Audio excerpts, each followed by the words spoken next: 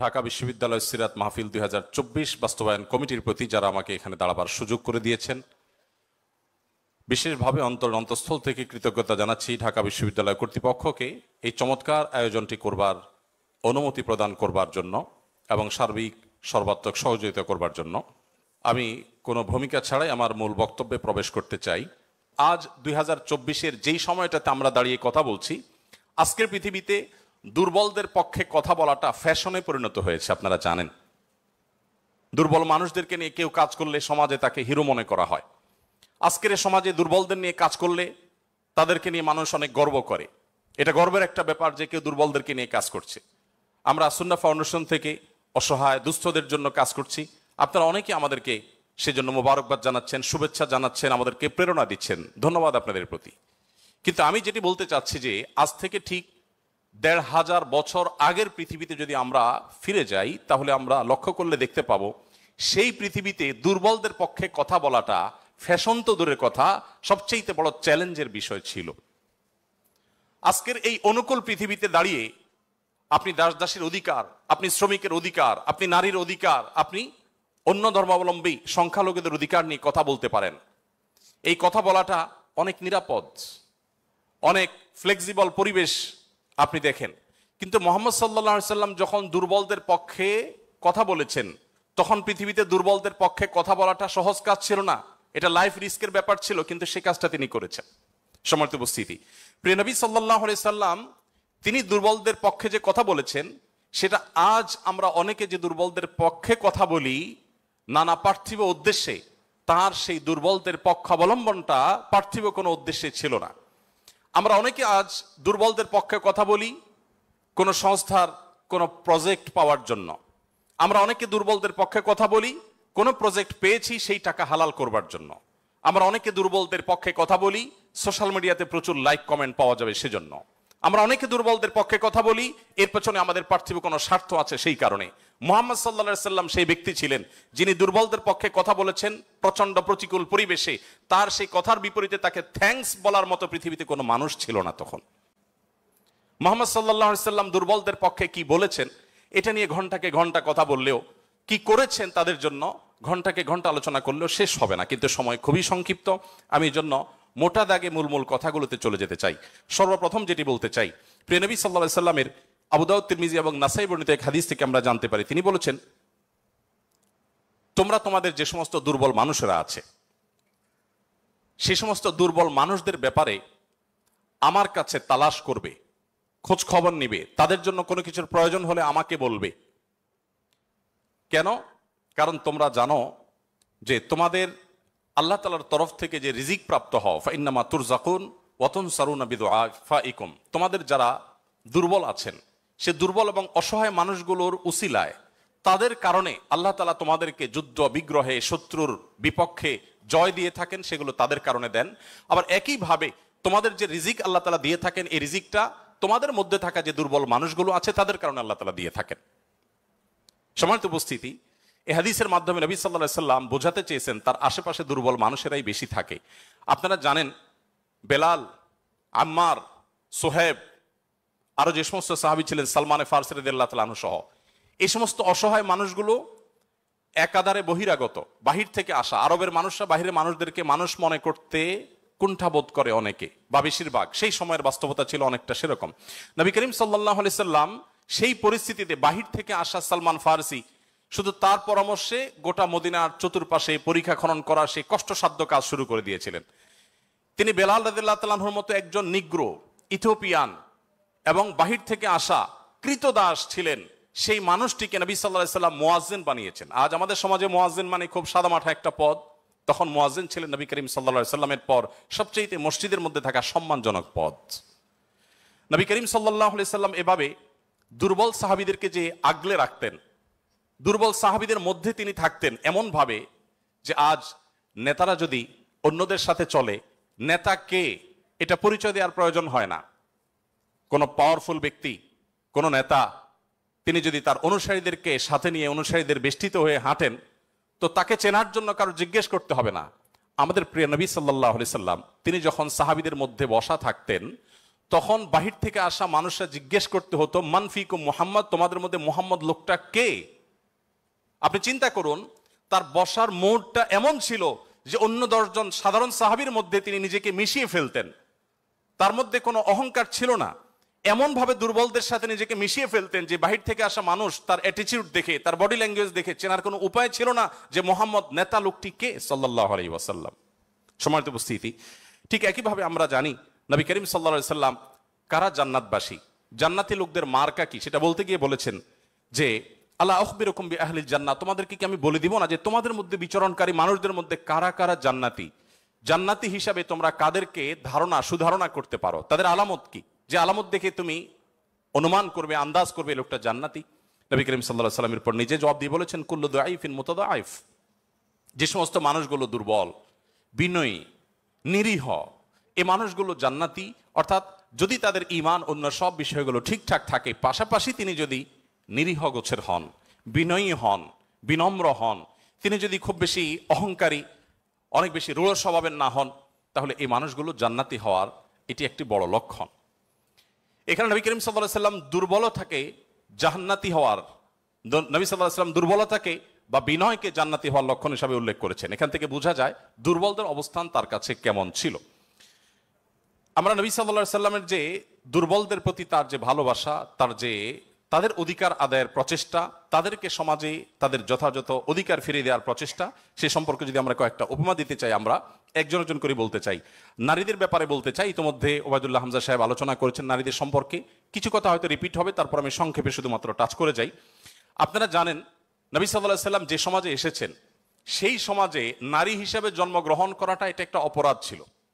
জীবন্ত কন্যাকে নিজের বাবা নিজে হাতে পুঁতে ফেলতো শুধুমাত্র কন্যা হওয়ার কারণে। আল্লাহ কোরআনে বলেছেন ওয়াইদা বুশিরা আহাদুহুম বিল উনসা যাল্লা ওয়াজহুহু মুসওয়াদ্দান ওয়া হুয়া কাযীম, কারোর কন্যা সন্তান হয়েছে এই সংবাদটা তাকে দেয়া হলে তার মুখটা কালো হয়ে যেত। এরকম ভয়ঙ্কর এক বাস্তবতার মধ্যে নবী সাল্লাল্লাহু আলাইহি ওয়াসাল্লাম এসেছেন। আমি আবারও বলছি, আজকের সমাজে নারী অধিকার নিয়ে কথা বলা এটা অনেক সহজ। নারী অধিকার নিয়ে কথা বলা মানুষগুলোর জন্মেরও বহু বছর আগে নবী সাল্লাল্লাহু আলাইহি ওয়াসাল্লাম শুধু নারী অধিকার নিয়ে কথা বলেন নাই, জীবন্ত কবরস্থ করা হতো যেখানে কন্যা সন্তানকে, সেই জায়গা থেকে তুলে নারীকে সবচেয়ে সম্মানের সর্বোচ্চ আসনে বসিয়ে তারপর তিনি দুনিয়া থেকে গেছেন। নবী সাল্লাল্লাহু আলাইহি ওয়াসাল্লাম নারীদের জন্য কি করেছেন? কোরআনে আল্লাহ তাআলা বলেছেন ওয়াশিরুহুন্না বিল মারুফ, হে পুরুষেরা তোমরা তোমাদের স্ত্রীদের সাথে যথাযথভাবে সুন্দরতম উপায়ে তাদের সাথে বসবাস করো, তোমাদের জীবনাতিপাত করো, সংসার করো ভালোভাবে, খারাপভাবে তাদের সাথে তোমরা সংসার করবে না, সতর্ক করেছেন। কোরআনে কারিমে একটি সূরা আছে, আপনারা জানেন, সূরার নাম হলো সূরাতুন নিসা, অর্থাৎ নারীগণের সূরা। কোরআনে কিন্তু পুরুষগণের সূরা নামে কোনো সূরা নেই, সূরাতুর রিজাল নামে কোনো সূরা নেই, কিন্তু সূরাতুন নিসা নামে সূরা আছে, এবং সেটা ছোটখাটো 2-4-5 আয়াতের সূরা না, কোরআনের সবচেয়ে বড় সূরাগুলোর একটি। এবং কোরআনে শুধুমাত্র নারীদের বিধিবিধান বর্ণনা করবার জন্য সূরা তাহরিম, সূরা তালাক, অনেকগুলো সূরা আল্লাহ তাআলা নাজিল করেছেন স্পেশাল নারীদের বিধিবিধান বর্ণনা করবার জন্য। পুরুষদের জন্য আলাদা কোনো স্পেশাল বিধিবিধান, তাদের অধিকার, তাদের করণীয়, তাদের বিষয়গুলোকে আলোকপাত করবার জন্য কোনো আলাদা স্পেশাল কোনো সূরা নেই। আপনারা জানেন কোরআনে আল্লাহ রাব্বুল আলামিন নারীদের সম্পর্কে যত আলোচনা করেছেন, শুধু সেগুলোই ঘন্টায় ঘন্টা আলোচনা করলে শেষ করা যাবে না। প্রিয় নবী সাল্লাল্লাহু আলাইহি সাল্লাম তার, আপনারা জানেন, একাধিক স্ত্রী ছিলেন। একাধিক স্ত্রী থাকলে দাম্পত্য জীবনে টুকটাক মনোমালিন্য হয়, তার ক্ষেত্রেও হয়েছে। তিনি কখনো কোনো নারীর গায়ে আঘাত করেননি, কোনো নারীকে কখনো প্রহার করেননি, তার জীবনে একটি বারের জন্য সে ঘটনা ঘটেনি। আপনারা অনেকে হয়তো শুনে থাকবেন, উহুদের যুদ্ধে প্রিয় নবী সাল্লাল্লাহু আলাইহি সাল্লামের তরবারি একজন সাহাবীকে দেয়া হয়েছে। তিনি দূর থেকে লক্ষ্য করলেন একজন নারী খুব বীভৎস একটি দৃশ্যের অবতারণা করেছেন, তার নাম ছিল হিন্দা, আপনারা জানেন। তিনি নবী করিম সাল্লাল্লাহু আলাইহি সাল্লামের প্রিয় চাচার লাশ কেটে কলিজা বের করে চাবাচ্ছেন। এরকম নির্মম এবং পাশবিক অত্যন্ত ভয়ঙ্কর একটি চিত্র ওই সাহাবী দেখতে পেয়ে নবী সাল্লাল্লাহু আলাইহি সাল্লামের তরবারি তার হাতে, তিনি দৌড়ে দূর থেকে আফসা আফসা দেখছেন, কাছাকাছি গেলেন। কাছাকাছি গিয়ে দেখতে পেলেন, দূর থেকে তিনি বুঝতে পারেন না যে ইনি ভদ্রলোক না ভদ্র মহিলা। খুব কাছে এসে দেখলেন যে তিনি একজন নারী।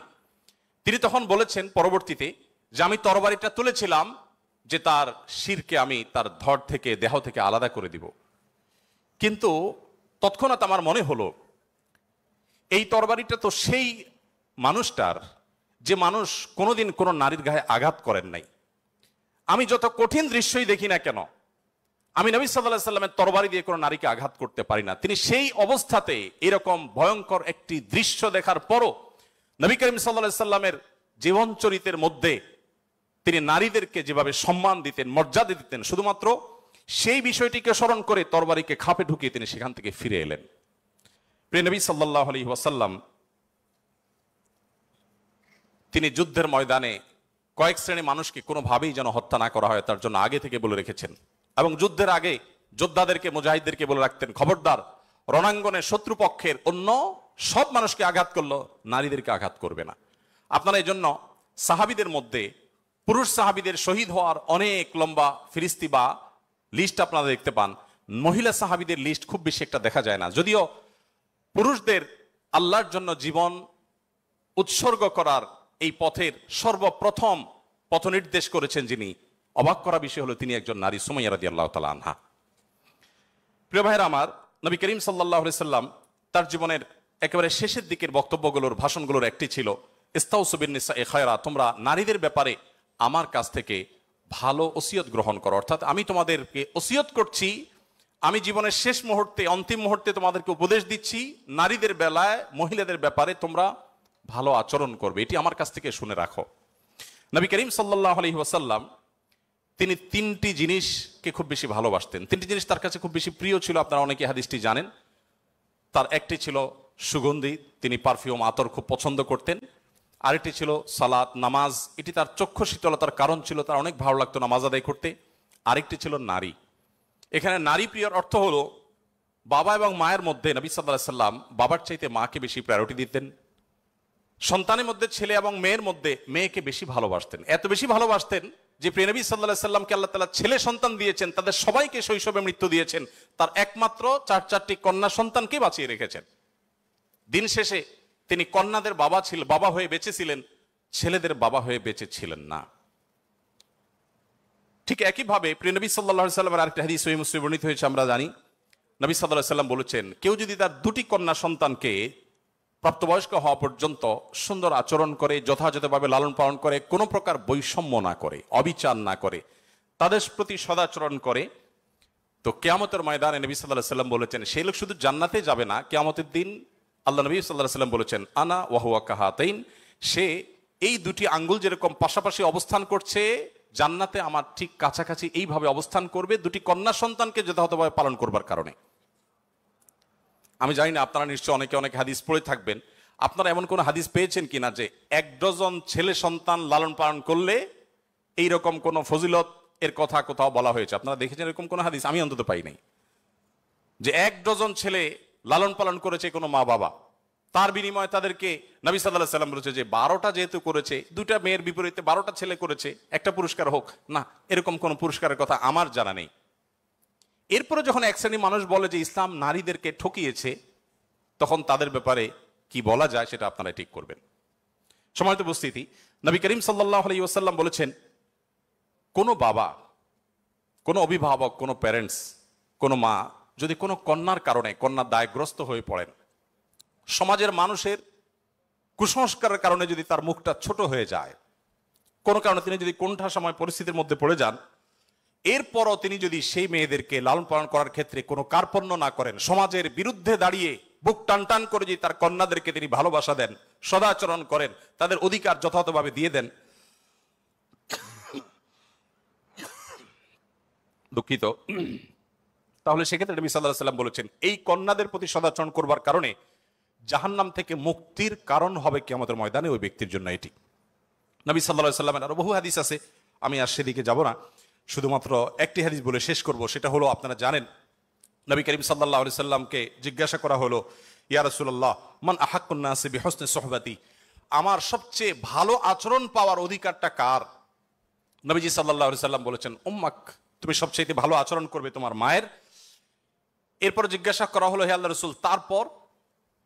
আপনারা জানেন হাদিসটি খুবই প্রসিদ্ধ হাদিস, তিনি বলেছেন তারপর তোমার মায়ের। জিজ্ঞাসা করা হলো তারপর, এরপরে বললেন তারপরও তোমার মায়ের।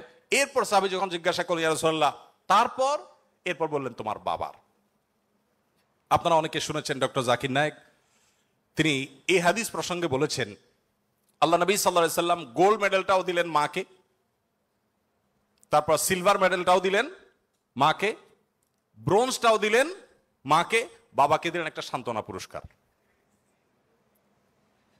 এরপরে যদি কেউ বলে যে ইসলাম নারীদেরকে ঠকিয়েছে, যে যুক্তিতে বলে সেটা আপনারাও জানেন আমিও জানি। বলা হয় বাবার সম্পদে ছেলে যদি 2 টাকা পায়, মেয়ে 1 টাকা পায়, এখানে মেয়ের প্রতি অবিচার করা হয়েছে। আপনারা জানেন এর মতো হাস্যকর একটা দাবি আরেকটি হতে পারে না। কারণ ছেলে বেচারা, এতক্ষণ শুধু মেয়েদের কথা বলছি, আসলে একটু ছেলেদেরকে আমরা দুর্বল হিসেবে দেখি। ছেলে বেচারা প্রাপ্তবয়স্ক হওয়ার পর বাবা মা তার ভরণ পোষণ দিতে বাধ্য নন। যদি বাবা মা বলেন যে তুমি প্রাপ্তবয়স্ক হয়ে গেছো, তোমার চাল ডাল তুমি জোগাড় করো, বাবা মা সেটা বলতে পারেন, সে রাইট তাদের আছে। বিয়ে এখনো বেচারা করে নাই, মাত্র প্রাপ্তবয়স্ক হয়েছে। এরপর প্রাপ্তবয়স্ক হওয়ার পর যখন বিয়ে শাদীর চিন্তা করে, বাপ মা এটা বলতেই পারেন যে বাবা তোমার বিয়ে শাদীর টাকা তুমি জোগাড় করো, আমি তোমার বইয়ের গহনা কিনে দিব, মোহর জোগাড় করব, তোমার খরচ খরচা দিব। এটা বাবা মা করতে বাধ্য নন শরীয়তের দৃষ্টিকোণ থেকে, ছেলেরটা ছেলেকেই জোগাড় করতে হবে। আপনাদের অনেকগুলো প্রশ্ন আমার কাছে আসছে, এর মধ্যে সবচেয়ে কমন যে প্রশ্ন বারবার এসেছে সেটা হলো যুবকদের প্রশ্ন, বাবা মা বিয়ে দিতে চায় না, আমরা কি করব? আমি সে প্রশ্ন উত্তরে যেতে পারবো কিনা জানি না, তবে তরুণদের আহাজারে আমাকে খুব কষ্ট দেয়। কারণ আমি খুব বেশি বয়সে বিয়ে করিনি, আমি এখন নানা হয়েছি, আপনারা অনেকে জানেন। আমার এই বয়সে আমি নানা হয়েছি, এটা অনেকে শুনলে আসমান থেকে নাজিল হওয়ার উপক্রম হয় যে কিভাবে সম্ভব। তো আমি বলি, আমি আমার সংসার জীবন গোছানো শেষ, আমি এবং আমার মিসেস সহ বাকি জীবন আরামের সাথে দেশ বিদেশ যদি ঘুরেও বেড়াই, আল্লাহ বিল্লাহ করে বাকি জীবন কাটিয়ে দিই, আমার কোনো টেনশন নাই, কারণ আমার সংসারের সব সেট আপ করা শেষ। সে সমস্ত মানুষদেরকে দেখে আমার করুণা হয়, মায়া হয়, যারা আর্লি ম্যারেজকে দোষণীয় মনে করে, তারা অনেক বেশি দেরি করে তথাকথিত নিজের পায়ে দাঁড়ানোর কথা বলে 30-35 পার হওয়ার পর বিবাহ শাদী করেন। এই মানুষগুলো তাদের ছেলে মেয়ে হইতে হইতে, প্রথম তো আবার ছেলে মেয়ে নেওয়া যাবে না, একটা লম্বা সময় এনজয় করতে হবে, 40-এর পর হয়ে যায় ছেলে মেয়ে হতে হতে। এরপর এই ছেলে পড়ালেখা করে গ্রাজুয়েশন করতে করতে 55-60 ছুঁই ছুঁই হয়ে যায়, ততক্ষণে সংসারের ঘানি টানতে থাকে। আল্লাহ না করুন ছেলেটা যদি অমানুষ হয়, এই বেচারা বৃদ্ধ বয়সে আর যাওয়ার কোনো উপায় নাই। আবার সন্তান তো 1টা বা 2টা বেশি নেওয়া যাবে না, তাহলে তার দুঃখের কোনো শেষ আছে? আর আমার সবকিছু কমপ্লিট। এখন ছেলে মেয়ে যদি বেশি বেতাল হয়, বেলাইন হয়, সোজা কানটা মলে দিয়ে দরজা দেখা দিতে কোনো অসুবিধা নাই। কারণ আমার 2nd, 3rd, 4th অপশন আছে, অনেকগুলো সন্তান আছে। আর দ্বিতীয়ত আমার বয়সে এখনো অনেকখানি বাকি আছে। যাই হোক, আমি সেদিকে যাচ্ছি না। আমি যেটা বলছিলাম সেটা হলো ছেলেদের এই বেচারাদের যে অসহায়ত্ব, এটার কথা কেউ বলে না। দেখেন, আমিও নারীদের ওয়াজি করে গেলাম, ছেলেদের অসহায়ত্বের কথা একটু বলি। এই বেচারারা যতদিন বাবার সংসারে থাকবে, তোমার ঘানি তুমি টানো, বাবা মা বাধ্য না। মেয়েকে কিন্তু এটা বাবা বা মা বলতে পারেন না। এরপর যখন বিয়ে হবে, বিয়ের সময় ওই যে ছেলেরা চিরকুট নিয়ে আসে, হুজুর একটু বলে দেন আমার আব্বা এখানে আছে। আমি পল্টনে একটা হোটেলের উদ্বোধনী দিনে আমার এক বন্ধু মানুষ সেখানে গেছিলাম, এক ছেলে তার বাবাকে ধরে আমার কাছে নিয়ে আসছে, এসে বলছে হুজুর আপনার অনেক ওয়াজ শুনছি, আজকে আমার বাপরে হাতের কাছে পাইছি, আমাকে বিয়ে দেন, আমি বহু বলছি, আজকে আপনি হাতে নাতে বলেন। আমি নিজের লজ্জা লাল হয়ে গেলাম যে ছেলে কি বেহায়ার মতো কথা। যাই হোক, তো এই বেচারারা বিয়ে করতে যাবে, বাপ বলে যে কি করো তুমি, বিয়ে করবে মানে টাকা কামাই করো। মেয়েদের বিয়ের সময় কি বাবা মা এটা বলে তুমি কয় টাকা কামাই করছো তোমার বিয়ে দিব? বলার সুযোগই নাই, রাইটই নাই। এরপরে বিয়েটা যখন হয়ে যায়, এই বেচারা এতদিন নিজের পেট পালা লাগতো, এখন বউয়ের পেট পালো, ছেলে মেয়ের পেট পালো, অর্থাৎ তাদের রিজিকের ব্যবস্থা করো, তাদের উপার্জনের দায় দায়িত্ব তার। নিজের বাবা মা যদি বৃদ্ধ হয়ে যান, অসহায় হয়ে যান, তাদের দায়িত্ব তার। বাপের বাড়ি যাওয়ার সময় বাজারটা তার করতে হয়, শ্বশুর বাড়ি যাওয়ার সময় মিষ্টির প্যাকেটটার টাকাও তাকে দিতে হয়। শতভাগ খরচ ছেলের, শতভাগ খরচ কার? ছেলের। আর বাপের সম্পদে পাবে হলো 2 টাকা, 2 আনা, আর মেয়ে পাবে 1 টাকা। তার অন্যের খরচ তো দূরের কথা, নিজের খরচই তার উপরে বর্তায় না। ইসলাম কি তাকে কম দিয়েছে না বেশি দিয়েছে? একজনকে 2 টাকা দিয়ে বাজারে পাঠিয়ে বিরাট বড় ফর্দ দেখাই দিয়েছেন, এতগুলো সব তোমাকে আনতে হবে। আরেকজনকে 1 টাকা দিয়ে বললেন যে তুমি শুধুমাত্র এই টাকা দিয়া যা খুশি তা করতে পারো। তাহলে এই 1 টাকা যাকে দেওয়া হয়েছে তার অধিকার কি কম দেওয়া হয়েছে না বেশি দেওয়া হয়েছে? আল্লাহর সাথে পাল্লা দিলে গোল্লা যাওয়া ছাড়া কোনো উপায় থাকে না। যারা নিজের বিবেক দিয়ে আল্লাহ সুবহানাহু ওয়া তাআলার বিচারকে, বিশ্লেষণকে বিচার করতে চায়, তারা আল্লাহর উপরে ওই যে খোদার উপরে খোদাগিরি বলে, যে সে মূর্খতা ছাড়া আর কিছুই করছে না। আমি শ্রদ্ধা রেখে তাদের প্রতি এটা বলতে বাধ্য হলাম। যাই হোক, আমি যেটা বলছিলাম যে নবী সাল্লাল্লাহু আলাইহি ওয়াসাল্লাম মেয়েদের সম্পর্কে এত কথা বলেছেন। দেখুন যে মা হিসাবে মেয়েদের মর্যাদা এত বেশি। ইমাম মালিক রহমতুল্লাহ আলাইহি একটি চমৎকার কথা বলেছেন। তিনি বলেছেন যে আল আম্বিয়াউ আবুল বানাত। আপনারা অবাক হবেন, যত নবী রাসূল পৃথিবীতে এসেছেন বেশিরভাগ নবী রাসূলদেরকে আল্লাহ তাআলা ছেলে সন্তান না দিয়ে মেয়ে সন্তান দিয়েছে। যাই হোক, মেয়েদের ব্যাপারে কথা বেশি হয়ে যাচ্ছে, এক পেশে হয়ে যাচ্ছে, আমরা একটু অন্য কোন অপশনে চলে যাই। এরপরে যেটি বলতে চাই তা হলো বিধবা এবং ইয়েতিমদের ব্যাপারে। দেখুন, ইয়েতিম বিধবার ব্যাপারে নবী করিম সাল্লাল্লাহু আলাইহি সাল্লাম বলেছেন, বুখারীতে হাদিসটি বর্ণিত হয়েছে, আস-সাইলাল আরমালাতি ওয়াল মাসাকিন কাল মুজাহিদি ফি সাবিলিল্লাহ আও কাল্লাযী ইয়াকুমুল লাইলা ওয়া ইয়াসুমুন নাহার। যে ব্যক্তি কোনো বিধবার ব্যয়ভারের দায়িত্ব গ্রহণ করবে, যে ব্যক্তি কোনো ইয়েতিমের লালন পালনের দায়িত্ব গ্রহণ করবে, অভিভাবকত্বের দায়িত্ব গ্রহণ করবে, নবী সাল্লাল্লাহু আলাইহি সাল্লাম বলেছেন এই ব্যক্তি আল্লাহর রাস্তায় রণাঙ্গনে জিহাদরত ব্যক্তি আল্লাহর কাছে যে মর্যাদা লাভ করবে, নিজের জায়গায় বসে থেকে অসহায় বিধবার দায়িত্ব, বিধবা ভাতা দিয়ে তার দায়িত্ব গ্রহণ করলে এই ব্যক্তিকে আল্লাহ তাআলা সেই মর্যাদা দান করবেন। আপনি এরকম কোন হাদিস দেখাতে পারবেন না যে একটা লোক বেচারার বউ মরে গেছে, মন মরা থাকে, যদি কোনো ভদ্র মহিলা তার আশ্রয় দেওয়ার জন্য তিনি অনুপযুক্ত হওয়া সত্ত্বেও নিজেকে পেশ করেন, উপস্থাপন করেন, আর তার আশ্রয় হয়ে যান, তাহলে নবী সাল্লাল্লাহু আলাইহি সাল্লাম বলেছেন তার এই পুরস্কার আছে। নিশ্চয়ই ভালো কাজের সওয়াব আছে, কিন্তু আলাদা পার্টিকুলার কোনো সওয়াবের কথা নবী সাল্লাল্লাহু আলাইহি সাল্লাম বলেন নাই। কিন্তু একজন বিধবার ব্যাপারে কিন্তু সেই কথা বলা হয়েছে। ইয়েতিমের ব্যাপারে নবী সাল্লাল্লাহু আলাইহি সাল্লাম বলেছেন, আনা ওয়া কাফিদুল ইয়াতিমি কাহাতাইন। আমি এবং ইয়েতিমের অভিভাবক, যিনি ইয়েতিমের দায়িত্ব নেন, এই দুইজন এই দুটি আঙ্গুলের মতো পাশাপাশি জান্নাতে অবস্থান করবো। আপনারা অনেকে বলতে পারেন যে জান্নাতে এই লোক নবীর কাছে থাকবে, এর আগে শুনলাম দুইটা কন্যা লালন পালন করলে সেও নবী সাল্লাল্লাহু আলাইহি সাল্লামের কাছে থাকবে, তো নবী সাল্লাল্লাহু আলাইহি সাল্লামের কাছে কতজন থাকবে? আসলে দুনিয়াতে আমরা একজনের সাথে আরেকজন হাঁটতে পারি, আখিরাতকে আমরা দুনিয়ার মতো কম্পেয়ার করি বা বিবেচনা করি, আখিরাতের বিষয়টা সম্পূর্ণ ভিন্ন। নবী সাল্লাল্লাহু আলাইহি সাল্লামের জান্নাত এটা তো দুনিয়ার কোনো প্রাসাদের মতো হবে না, বিশাল বড় জগৎ নিয়ে হবে। সবচেয়ে ছোট জান্নাতে যে গোটা পৃথিবীর সমান 10 পৃথিবীর সমপরিমাণ জান্নাত তিনি পাবেন। মহাশূন্য সম্পর্কে আমরা ধারণা পাওয়ার পর আমাদের কাছে এটা খুব সহজ মনে হয় যে পৃথিবীর অন্যান্য পৃথিবীর বাইরে যে আল্লাহ তাআলার মহা সৃষ্টি আছে সেগুলোর তুলনায় পৃথিবী খুব ক্ষুদ্র। যখন পৃথিবীতে এগুলো আবিষ্কার হয় নাই, আপনি চিন্তা করুন তখনকার মুসলমানদের জন্য ঈমান আনা কতটা কঠিন ছিল, যে কিভাবে এত বড় জান্নাত দিবেন আল্লাহ তাআলা, কোথায় এত জায়গা। কিন্তু আজ আমরা সেটা আবিষ্কার করেছি, আমরা জানি কিয়ামত পর্যন্ত আবিষ্কার হতে থাকবে। কোরআন এবং সুন্নাহর অনেক কিছু এখনো আমাদের বুঝে আসছে না, কিন্তু এক সময় হয়তো বুঝে আসবে। তো যাই হোক, নবী করিম সাল্লাল্লাহু আলাইহি সাল্লাম ইয়েতিমের ব্যাপারে এই সুসংবাদ আমাদেরকে দিয়েছেন। এবং নবী সাল্লাল্লাহু আলাইহি সাল্লাম একটা হাদিস বলে আমি শেষ করব। তিনি বলেছেন, যে ব্যক্তি তার পরিবারের মধ্যে কোনো ইয়েতিমকে সংযুক্ত করেন, এই জায়গা আমি একটু থামবো। ইয়েতিমকে সংযুক্ত করার মানেটা কি? আমাদের দেশে ইয়েতিম বা গরিবের বাচ্চাকে লালন পালন অনেকেই করেন, কিন্তু সেটা নিজের ধান্দায় করেন, গরিবের প্রয়োজনে না। কিভাবে সেটা? কারণ সন্তান হচ্ছে না, তখন তিনি একটু বাবা ডাক শুনতে চান, মা ডাক শুনতে চান, তো এই জায়গা থেকে তিনি একটা বাচ্চাকে নিয়ে আসেন, অসহায় মানুষের, কারণ কোনো বাচ্চার বাবা মারা গেছেন, বাবা মারা গেছেন, মা মারা গেছেন, তাকে নিয়ে আসেন, সেই বাচ্চাটাকে এনে লালন পালন করেন এবং মনে করেন আমি অনেক সওয়াবের কাজ করছি। আপনি অবশ্যই সওয়াবের কাজ করছেন না যদি আপনার উদ্দেশ্য হয় আপনার যে মা ডাক শোনা, বাবা ডাক শোনা সেটা, আর যদি আপনার উদ্দেশ্য হয় যে না আমি তাকে লালন পালন করতে চাই, সে তার মায়ের কাছেই থাকুক, আমি তার ভরণ পোষণ দিব, তার পড়াশোনার খরচ চালাবো, তার অভিভাবকত্ব করব, তাকে আশ্রয় দিব, তাহলে আপনি এই হাদিসের সুসংবাদ পাবেন ইনশাআল্লাহ তাআলা। আপনি যদি নিজে পার্থিব কোনো স্বার্থে তাকে লালন পালন করেন তাহলে এই হাদিসের মর্যাদা আপনি লাভ করবেন না। নবী করিম সাল্লাল্লাহু আলাইহি ওয়াসাল্লাম মুসনাদ আহমদে বর্ণিত একটা হাদিসে আসছে, তিনি বলেছেন যে এক ব্যক্তি তার কাছে বলেছে, হে আল্লাহর রাসূল, আমার অন্তরটা অনেক শক্ত, আমি খুব শক্ত হৃদয়ের মানুষ, আমার মনটা নরম হয় না, আপনি আমাকে কোনো একটা পরামর্শ দিন। নবী সাল্লাল্লাহু আলাইহি ওয়াসাল্লাম বলেছেন, তুমি ইয়েতিমের মাথায় হাত বুলাবে, তোমার মন নরম হবে, এবং সেই সাথে অসহায়দের তুমি খাদ্য দান করবে, আহার দিবে। এই দুটি কাজ যদি তুমি করো তাহলে তোমার অন্তরের কাঠিন্য দূর হয়ে যাবে। আমাদের অনেকের মধ্যে এই অভিযোগ আছে, আমরা এই আমলগুলো করতে পারি। নবী সাল্লাল্লাহু আলাইহি ওয়াসাল্লাম দুর্বলদের মধ্যে যারা দাস দাসী ছিলেন তাদের জন্য কি করেছেন আপনারা অনেকে জানেন। ইসলামের অনেকগুলো গুরুত্বপূর্ণ বিধিবিধান আছে, এর মধ্যে থেকে একটা হলো দাস দাসী মুক্ত করার বিধান। যদি কোনো পুরুষ, কোনো স্বামী যদি তার স্ত্রীকে মায়ের সাথে তুলনা করেন, মায়ের সাথে তুলনা করার একটা পর্যায়ে আছে যেটাকে ইসলামী ফিকহের পরিভাষায় জেহার বলা হয়। রাগের বশে এরকম অনেকে করে থাকেন যে আমার মা যেরকম হারাম তুমি এরকম হারাম, তালাকের মতোই অনেকটা।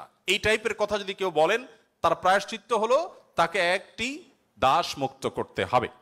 কেউ যদি ইচ্ছাকৃতভাবে রোজা ভঙ্গ করেন, তাহলে তার প্রায়শ্চিত্ত হলো তাকে একটি দাস মুক্ত করতে হবে। কেউ যদি শপথ করে শপথ রক্ষা না করেন, ভঙ্গ করেন, তাহলে তাকে দাস মুক্ত করতে হবে। কেউ যদি কোনো মানুষকে হত্যা করেন, ভুলে হত্যা করেন, তার প্রায়শ্চিত্তগুলোর মধ্যে থেকে একটা হলো তাকে দাস মুক্ত করতে হবে। এভাবে ইসলাম অনেকগুলো ভুলের প্রায়শ্চিত্ত হিসাবে অন্য কোনো অপশনের চাইতে দাস মুক্তিকে প্রায়োরিটি দিয়েছে, গুরুত্ব দিয়েছে। নবী সাল্লাল্লাহু আলাইহি ওয়াসাল্লাম বারবার বলেছেন, কারণ তিনি চাইতেন মানুষ দাস না থাকুক, মানুষ মুক্ত হয়ে যাক। নবী সাল্লাল্লাহু আলাইহি ওয়াসাল্লাম আজকের পৃথিবীর মতো ফ্যাক্টরি রেভলিউশনের পর মানুষের মুক্তির জন্য বা দাস প্রথার বিরুদ্ধে তিনি কথা বলেছেন এমন না। আমি আগেই বলেছি, আজ পৃথিবীতে বহু দুর্বলদের পক্ষে কথা বলা মানুষ পাবেন, তার সবগুলোই বেশিরভাগই দেখবেন স্বার্থের কারণে। আমরা নিজেরাও দুর্বলদের সহযোগিতা করি। এই যে বন্যা গেল, অনেকেই বন্যার সময় ত্রাণ নিয়ে গেছেন জাস্ট একটা ছবির জন্য। অনেকে ত্রাণ নিয়ে গেছেন, কষ্ট করেছেন, শুধু তার একটা লাইভ দরকার, কিছু লাইক দরকার, কিছু কমেন্ট দরকার, কিছু বাহবা দরকার। তো নবী সাল্লাল্লাহু আলাইহি সাল্লাম দাস দাসীদের মুক্তির জন্য কথা বলেছেন সেই সমাজে যখন দাস দাসী ছিল। আজকের যুগে বিএমডব্লিউর মালিক হলে যেরকম গর্বের, দাস দাসী থাকা সেরকম গর্বের। এরকম মূল্যবান অ্যাসেট কোনো বিনিময় ছাড়া মুক্ত করে দেওয়ার জন্য নবী সাল্লাল্লাহু আলাইহি সাল্লাম উৎসাহিত করতেন। শুধু তাই নয়, আপনারা জানেন যে নবী করিম সাল্লাল্লাহু আলাইহি সাল্লাম বলেছেন, কোন দাসকে যদি কেউ মুক্ত করে, তাহলে ওই দাসের প্রতিটি অঙ্গকে মুক্ত করার বিনিময়ে যে ব্যক্তি এই কাজটি করলেন, আল্লাহ তাআলা ওই ব্যক্তিকে তার ওই অঙ্গকে জাহান্নাম থেকে মুক্তির পরওয়ানা দান করবেন। নবী সাল্লাল্লাহু আলাইহি সাল্লাম আরেকটি হাদিস আছে, তিনি বলেছেন জীবনের শেষ কথা। নবী সাল্লাল্লাহু আলাইহি সাল্লামের জীবনের শেষ কথা কি আমরা জানি, অনেকে জানি, আসসালাতু আসসালাত ওয়া মা মালাকাত আইমানুকুম। অর্থাৎ নবী করিম সাল্লাল্লাহু আলাইহি সাল্লামের জীবনের শেষ কথা ছিল, তোমরা নামাজের ব্যাপারে দায়িত্বশীল থাকবে, নামাজের ব্যাপারে দায়িত্বশীল থাকবে এবং তোমাদের দাস দাসীদের ব্যাপারে দায়িত্বশীল আচরণ করবে। এটা ছিল তার জীবনের শেষ কথা। একটা মানুষের কাছে দাস দাসীদের অধিকার কত গুরুত্বপূর্ণ হলে, অধীনস্থ মানুষগুলোর অধিকার কত গুরুত্বপূর্ণ হলে জীবনের শেষ কথা এটা বলে চলে যান যে তোমরা তাদের ব্যাপারে খবরদার, সদাচরণ করবে, তাদের প্রতি কোনো জুলুম অবিচার করবে না। আপনারা অনেকে আবু মাসউদ আনসারী রাদিয়াল্লাহু তাআলা আনহুর নাম শুনেছেন। আবু মাসউদ আনসারী রাদিয়াল্লাহু তাআলা আনহু তার একজন দাসকে প্রহার করছিলেন, অধীনস্থকে, কাজের লোককে প্রহার করছিলেন। নবী সাল্লাল্লাহু আলাইহি ওয়াসাল্লাম পেছন থেকে বললেন, আলাম আবু মাসউদ, সাবধান, শুনে রাখো আবু মাসউদ, লাল্লাহু আকদারু আলাইকা মিনকা আলাই, তুমি এই দাসের প্রতি যতটা পাওয়ার রাখো, হোল্ড করো, আল্লাহ তাআলা তোমার উপর তার চেয়ে বেশি পাওয়ার হোল্ড করেন, মাইন্ড ইট।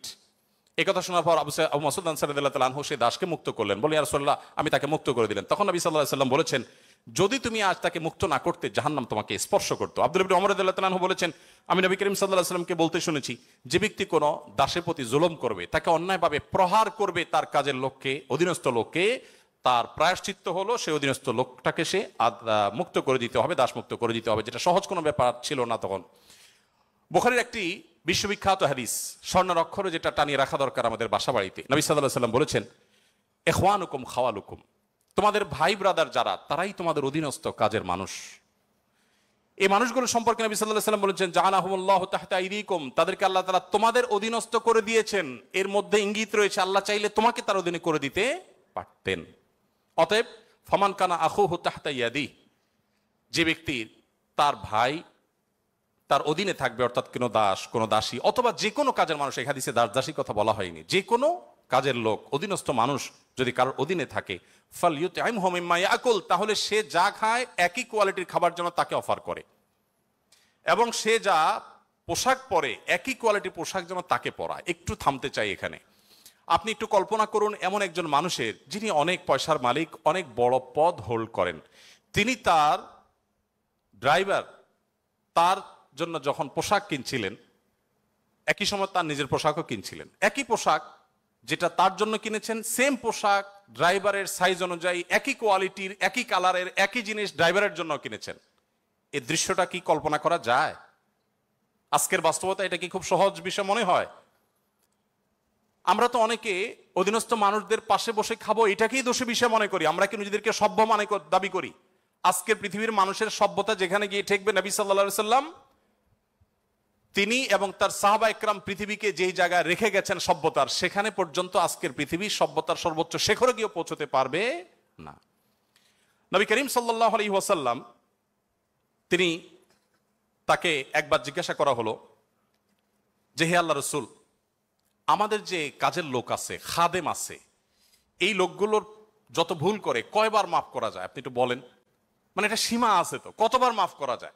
নবী করিম সাল্লাল্লাহু আলাইহি সাল্লাম চুপ থাকলেন, লোকটা আবার একই কথা বললেন, নবী সাল্লাল্লাহু আলাইহি ওয়াসাল্লাম চুপ থাকলেন। তিনি আবার যখন বললেন, নবী করিম সাল্লাল্লাহু আলাইহি ওয়াসাল্লাম বলেছেন দিনে 70 বার মাফ করবা।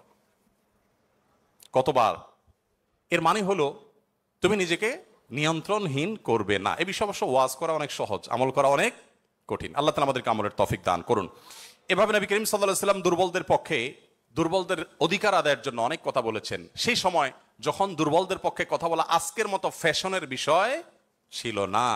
আজ যারা অধিকারের কথা বলে তাদের জন্মেরও হাজারো বছর আগে প্রিয় নবী সাল্লাল্লাহু আলাইহি ওয়াসাল্লাম এই মানুষগুলোর অধিকার আদায় করে উন্নতির চরম শিখরে রেখে গেছেন। পৃথিবী আবার তাদেরকে অবনমন করেছে, আজ সেজন্য আমাদেরকে কথা বলতে হচ্ছে। সম্মানিত উপস্থিতি, নবী করিম সাল্লাল্লাহু আলাইহি ওয়াসাল্লাম তিনি অন্য ধর্মাবলম্বীদের অধিকার নিয়ে যত কথা বলেছেন, অনেক লম্বা কথা বলতে হবে, আমার হাতে একেবারে সময় নেই।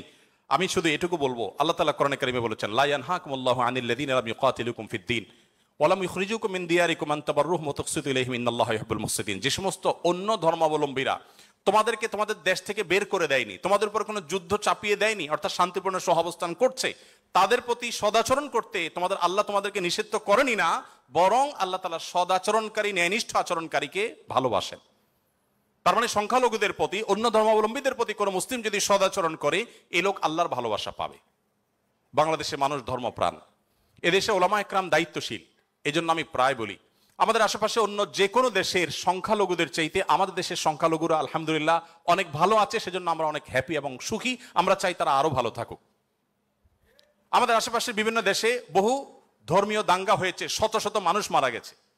বাংলাদেশের আজও পর্যন্ত কখনোই ধর্মীয় দাঙ্গায় শত শত মানুষ তো দূরের কথা, ডজন ডজন মানুষ মারা গেছে, এমন কোনো ঘটনা কখনো শোনা। সংখ্যালঘুদের নির্যাতনের যে সমস্ত বিচ্ছিন্ন ঘটনা ঘটে, এটা আমরাও জানি, আমাদের সংখ্যালঘু ভাই বোনেরাও জানেন। এটা দিন শেষে রাজনৈতিক ফায়দা হাসিলের নীল নকশা ছাড়া আর কিছুই নয়। বাংলাদেশের সবচেয়ে বড় ধর্মীয় শিক্ষা প্রতিষ্ঠান হাটহাজারী মাদ্রাসার ঠিক কোল ঘেঁষে একটা মন্দির, আমি সেই মাদ্রাসার ছাত্র। এত প্রাচীন এই মন্দির এবং মাদ্রাসাও প্রাচীন, শতবর্ষী মাদ্রাসা এবং প্রাচীন মন্দির। কেউ বলতে পারবে না যে মাদ্রাসার হাজার হাজার ছাত্রের কেউ কোনোদিন একটা ঢিল সেই মন্দিরে নিক্ষেপ করেছেন অথবা মন্দির থেকে পাল্টা এরকম কিছু হয়েছে, কেউ বলতে পারবে না। বাংলাদেশের মানুষের সাম্প্রদায়িক সম্প্রীতির যে উদ্যম দৃষ্টান্ত, পৃথিবীর অনেক উন্নত দেশেও সে দৃষ্টান্ত নাই। এটা আমরা কোত্থেকে পেয়েছি? ইসলাম থেকে পেয়েছি।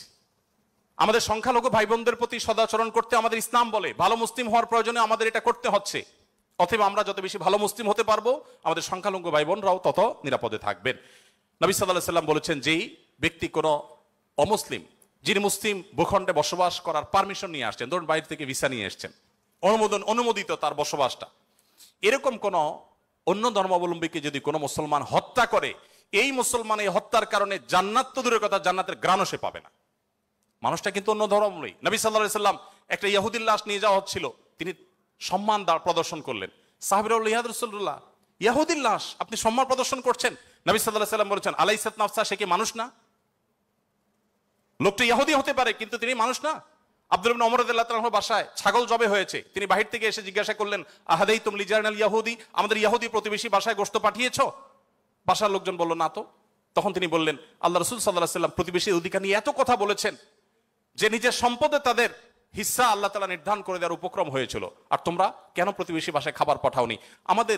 আমাদেরকে আরো ডেভেলপ করতে হবে। আমাদের আশেপাশে কোনো হিন্দু বসবাস করেন, আপনার পাশে ফ্ল্যাটে, পাশের বাড়িতে, আপনি কয়দিন তার বাসায় খাবার পাঠিয়েছেন, গিফট পাঠিয়েছেন? অথচ ইসলাম কিন্তু সেই নির্দেশ আমাদেরকে করে। যাই হোক, নবী করিম সাল্লাল্লাহু আলাইহি ওয়াসাল্লাম চতুষ্পদ জন্তু, পশু পাখির প্রতি তার যে দয়া ছিল, তারা দুর্বল, তারা অসহায়, তাদের পক্ষে নবী সাল্লাল্লাহু আলাইহি ওয়াসাল্লামের যে অবস্থান ছিল, একবার আপনারা জানেন বিখ্যাত হাদিস, নবী সাল্লাল্লাহু আলাইহি ওয়াসাল্লাম বলেছেন যে অনেক আগের একটি ঘটনা, এক লোক তিনি যাচ্ছিলেন কোথাও পানি পান করার জন্য, কোন একটা কুয়াতে তিনি নেমেছেন, উঠে দেখতে পেলেন একটি কুকুর পিপাসায় সেরকম অস্পোস করছে। তখন তিনি তার পোশাক খুলে পানিতে চুবিয়ে, সে পানির চিবিয়ে ওই কুকুরকে খাওয়ালেন। এই হাদিসটি দুই রকম আছে, একজন পুরুষের ক্ষেত্রে আছে, তিনি তার পায়ের মোজা খুলেছেন, একজন নারীর কথা আছে, তিনি তার ওড়না খুলে এই কাজটি করেছেন। ওই নারী ব্যভিচারিণী হওয়া সত্ত্বেও আল্লাহ তাআলা একটি প্রাণীর প্রতি এই ভালোবাসা, এই সম্প্রীতি দেখাবার জন্য তাকে মাফ এবং নাজাত দিয়ে দিয়েছেন। নবী সাল্লাল্লাহু আলাইহি ওয়াসাল্লাম বলেছেন যে এর বিপরীতে একজন নারী, আপনারা সেটাও শুনেছেন অনেকে, যে একটি ইবাদত গুজার একজন নারী একটি বিড়ালকে বেঁধে রেখেছিলেন এবং সে বিড়ালকে বেঁধে রাখতে রাখতে এক পর্যায়ে না খেয়ে বিড়ালটি মারা গেছে, তাকে খাদ্য দেননি। শুধুমাত্র এই কারণে তিনি ইবাদত গুজার হওয়া সত্ত্বেও আল্লাহ তাআলা ওই নারীকে জাহান্নামী হিসেবে ঘোষণা করেছেন, শুধুমাত্র একটা প্রাণীর জীবনের প্রতি এই হেয়ালিপনা করার জন্য। এখন প্রাণী তো দূরের কথা, মানুষের জীবন আমরা শেষ করে ফেলছি নির্দয়ভাবে। নবী করিম সাল্লাল্লাহু আলাইহি সাল্লামের আরো হাদিস আমরা জানি, একটা পাখির দুটি বাচ্চাকে কেউ একজন ধরে নিয়ে গেলেন। নবী আলাইহিস সালাম যখন দেখলেন এই কাজটি কেউ করেছে, তখন বললেন যে কে কাজটি করেছো? তখন নবী করিম সাল্লাল্লাহু আলাইহি সাল্লাম তাকে ডেকে বললেন, যাও, এই যে পাখি, মা পাখিটা সে ছটপট করছে আমি দেখতে পাচ্ছি, এই বাচ্চাগুলোকে সেখানে রেখে আসো, এটা তোমার জন্য জায়েজ নাই, মা পাখির বাচ্চাগুলোকে তুমি ছিনিয়ে আনবে জাস্ট তোমার বিনোদনের জন্য। তখন নবী করিম সাল্লাল্লাহু আলাইহি সাল্লাম ওই নির্দেশ সাহাবীকে করেছেন এবং ভৎসনা করেছেন এই কাজটি করবার জন্য। এর বিপরীতে আরেকটা ঘটনা আমরা জানি, এর পাশাপাশি আরেকটা ঘটনা আমরা জানি, নবী সাল্লাল্লাহু আলাইহি সাল্লাম এক ব্যক্তিকে দেখলেন তিনি পিপিলিকার উপদ্রব থেকে বাঁচার জন্য আগুন দিয়ে পোড়াচ্ছেন। তিনি বলেছেন, খবরদার, লা ইউআযযিবু বিন-নার ইল্লা রাব্বুন নার, আগুন দিয়ে পুড়িয়ে নির্মম ভাবে তুমি এটাকে হত্যা করতে পারো না। যদি হত্যা করতেই হয় তাহলে তুমি এমনি পিষে মেরে ফেলো, অন্য কোনো ভাবে মেরে ফেলো, নির্মম ভাবে তুমি মারতে পারো না। আমাদের অনেকে দেখবেন যে ওই যে এক ধরনের আঠা পাওয়া যায় ইঁদুর মারার, সে আঠা দিয়ে ইঁদুর মারার চেষ্টা করেন, নির্মম ভাবে মৃত্যু, হত্যা করা বা নিধন করা, এটা জায়েজ নাই। সে আপনাকে উপদ্রব করে, আপনি হত্যা করতে পারেন, কিন্তু নির্মম ভাবে হত্যা করবার বা হত্যাকে আপনি এনজয় করবেন এই অধিকার আপনাকে ইসলাম দেয়নি। নবী করিম সাল্লাল্লাহু আলাইহি ওয়াসাল্লাম তার সাহাবী আব্দুল ইবনে সাঈদ ইবনে জুবায়ের বলেছেন যে সাহাবী আব্দুল ইবনে ওমর রাদিয়াল্লাহু তাআলা আনহু একবার যাচ্ছিলেন, দেখলেন যে কুরাইশের কিছু যুবক কিছু পাখিকে বেঁধে রেখে তীর নিক্ষেপ করছিলেন হাত সই করার জন্য, এবং ওই পাখিগুলোর যে মালিক তাকে বলেছেন যেটা লাগবে না, মিস হবে, ওই তীরটা তোমার, বিনিময়ে তুমি তীর পেয়ে যাবে, আর লাগলে তো পাখি মারা যাবে। এটা জাস্ট মজা করছিল তারা। দেখেন আল্লাহ নবী সাল্লাল্লাহু আলাইহি ওয়াসাল্লামের সাহাবী আব্দুল ইবনে ওমর যখন এসেছেন, জাস্ট তাকে দেখেছে, দেখার সাথে সাথে দৌড়ে পালিয়ে গেছে তারা, ওই যুবকরা, কারণ জানেন যে নবী সাল্লাল্লাহু আলাইহি ওয়াসাল্লামের সাহাবী কোন প্রাণীর প্রতি নির্মমতাকে সহ্য করবেন না, চলে গেছে তারা। তখন এবার আব্দুল ইবনে ওমর রাদিয়াল্লাহু তাআলা আনহু বলেছেন, আল্লাহ লানত এবং অভিশাপ নাজিল হয় ওই মানুষগুলোর প্রতি যারা কোনো প্রাণীকে এরকম বিনোদনের জন্য জাস্ট তীর মেরে, গুলি মেরে বিভিন্নভাবে লক্ষ্যবস্তু তাদেরকে বানায়। নবী করিম সাল্লাল্লাহু আলাইহি ওয়াসাল্লামের জীবনের বহু ঘটনা আছে, আমরা বলে শেষ করতে পারবো না, আমি একেবারে শেষের দিকে চলে আসছি। একবার নবী করিম সাল্লাল্লাহু আলাইহি ওয়াসাল্লাম একটি ওট দেখতে পেলেন, খুব ক্ষীণকায়, জীর্ণশীর্ণ, দুর্বল, এবং তার চোখে পানি। নবী সাল্লাল্লাহু আলাইহি ওয়াসাল্লাম তার শরীরের উপরে খুব আলতো করে হাত বুলিয়ে দিলেন। তখন সেই ওটের আচরণ দেখে বর্ণনাকারী সাহাবী বলছেন মনে হচ্ছিল সে অনেকটা প্রশান্তি অনুভব করেছে। তখন তিনি ওটের মালিককে ডেকে বললেন যে এই ওটকে তুমি কেন ভালো করে খাবার দাবার দাও না, তার ব্যাপারে তুমি আল্লাহকে কেন ভয় করো? নবী সাল্লাল্লাহু আলাইহি ওয়াসাল্লাম তাকে সতর্ক করলেন। ঠিক একইভাবে নবী সাল্লাল্লাহু আলাইহি ওয়াসাল্লাম ঐতিহাসিক একটি হাদিস সহিহ মুসলিম বর্ণিত, তিনি বলেছেন, ইন্নাল্লাহা কাতাবাল ইহসানা আলা কুল্লি শাই ফাইদা কাতালতুম ফাহসিনুল কিতলাহ ওয়া ইযা যাবাহতুম ফাহসিনুজ যিবহা। যদি কেউ কোন প্রাণীকে জবে করতে হয়, জবে করে খেতে হয়, আল্লাহ তার জন্য হালাল করেছেন, সেও যেন নির্মম ভাবে জবে না করে। এই জন্য ছুরি যেন ভালো করে ধার দিয়ে নেয়, যাতে করে পশুর প্রতি নির্মমতা করতে করতে ধীরে ধীরে তাকে যেন হত্যা করতে না হয়। এমনকি কোনো মানুষকে যদি মৃত্যুদণ্ড দিতে হয়, তাকেও যেন নির্মম ভাবে হত্যা না করা হয়। প্রয়োজনে তাকে যদি মৃত্যুদণ্ড দিতে হয়, এমনকি রণাঙ্গনে যদি শত্রুপক্ষ হয়, নির্মম ভাবে তার অঙ্গ প্রত্যঙ্গ কেটে টুকরা টুকরা করবেন, এই নির্মমতা করার অনুমতি ইসলাম আপনাকে দেয়নি। আপনাকে মানুষ হতে বলেছে ইসলাম। নবী সাল্লাল্লাহু আলাইহি ওয়াসাল্লাম এক ব্যক্তিকে দেখলেন যে তিনি তার কোন একটা পশু জবাই করার জন্য শুইয়ে তারপরে সেই পশু ছুরি ধার দিচ্ছেন। একদিক থেকে শুয়েছেন, হয়তো পাও দিয়ে ফাড়া দিয়ে ধরে রেখেছেন, আর অপর দিক থেকে হাত দিয়ে তিনি ছুরি ধার দিচ্ছিলেন। নবী সাল্লাল্লাহু আলাইহি ওয়াসাল্লাম বলেছেন যে আতুরিদু আন তুমিতাহা মাউতা, তুমি কি চাও এই প্রাণীটাকে কয়েকবার হত্যা করতে? কেন তুমি আগে ছুরি ধার দিয়ে আনো নাই? নবী করিম সাল্লাল্লাহু আলাইহি ওয়াসাল্লাম একটি গাধার পাশ দিয়ে যাচ্ছিলেন, দেখতে পেলেন যে গাধাটার উপরে কেউ ছেক দিয়েছে, কোন লোহাটো হাতে দাগ দিয়ে ছেক দিয়েছে, ক্ষত বিক্ষত হয়েছে। নবী সাল্লাল্লাহু আলাইহি ওয়াসাল্লাম বলেছেন, লাআনাল্লাহুল্লাযী ওয়াসামা, যে ব্যক্তি গাধাটাকে ছেক দিয়েছে, আল্লাহর লানত, আল্লাহর রহমত থেকে সে বঞ্চিত হয়ে অভিশাপ তার উপরে নাজিল হবে। নবী করিম সাল্লাল্লাহু আলাইহি ওয়াসাল্লাম এক ব্যক্তিকে দেখলেন যে তিনি বলছেন, হে আল্লাহর রাসূল, আমি যখন ছাগল জবে করি তখন আমি যাতে অপ্রয়োজনীয় কষ্ট দিতে না হয়, নির্মমতা করতে না হয়, সেদিকটা খেয়াল করে। নবী সাল্লাল্লাহু আলাইহি ওয়াসাল্লাম বলেছেন, রাহিমাকুল্লাহ, তুমি যদি ছাগলের প্রতি দয়া পরবশ হও, আল্লাহ তাআলা তোমার প্রতি দয়া পরবশ হবেন। ভাইরা আমার, এমনকি তৃণলতা গাছপালা এগুলো প্রয়োজন ছাড়া যদি কেউ কাটে, নবী সাল্লাল্লাহু আলাইহি ওয়াসাল্লাম বলেছেন ওই ব্যক্তির মাথায় আল্লাহ তাআলা জাহান্নামের আগুন নিক্ষেপ করেন। প্রয়োজন ছাড়া যদি বৃক্ষ নিধন করে কেউ, আমি যদি সারাদিন সারারাত বলি, হয়তো নবী সাল্লাল্লাহু আলাইহি ওয়াসাল্লাম দুর্বলদের অধিকার আদায়ের জন্য কি করেছেন, শুধু কথা বলেননি, কি করেছেন সেগুলো বলে হয়তো শেষ করা যাবে না। আমাদের সময় অনেক আগেই শেষ হয়ে গেছে। আমি শুধুমাত্র শেষের দিকে আসছি এবং বলতে চাই, আজকে যে জায়গায় আমি দাঁড়িয়ে কথা বলছি, এই বিশ্ববিদ্যালয় সহ বহু বিশ্ববিদ্যালয়, বিশেষ করে পাবলিক বিশ্ববিদ্যালয়গুলো, যেগুলো মেধাবীদের, দেশের সবচেয়ে বড় বড় ভালো মেধাবীদের সবচেয়ে বড় বিচরণ ক্ষেত্র, এই জায়গা থেকে আমাদের আনন্দের ওখানে অনেক ইতিহাস যেমন রচিত হয়েছে, দুই একটি দুঃখের এবং বেদনার ঘটনাও এখানে ঘটতো। তার মধ্যে থেকে একটি হলো র্যাগিং এর ঘটনা।